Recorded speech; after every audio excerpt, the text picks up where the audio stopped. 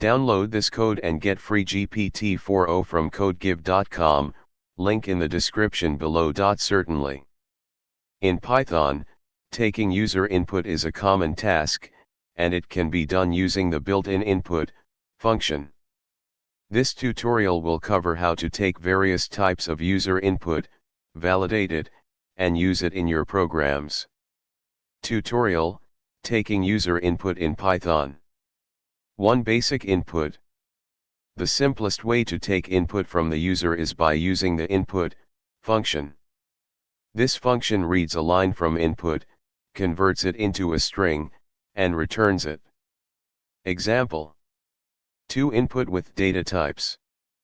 By default, the input function returns a string. If you need other data types, like integer or float, you must convert the input explicitly using int or float. Example: 3 input validation. It's a good practice to validate user input, especially when expecting a specific data type. You can do this using a loop and try/except blocks. Example: 4 getting multiple inputs. You can take multiple inputs in a single line by using the split method.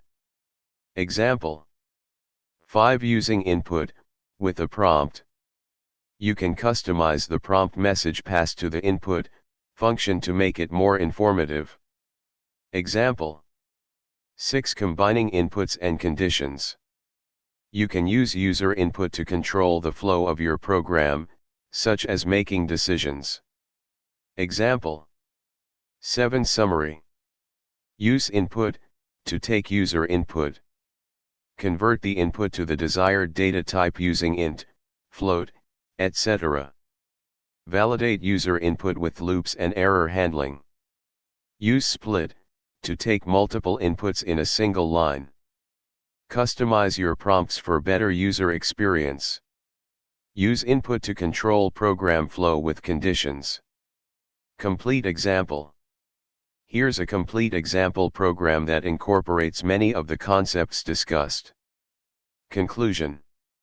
In this tutorial, you learned how to take and validate user inputs in Python using the input function. You also saw how to handle different data types, validate inputs, and control program flow based on user input. Happy coding!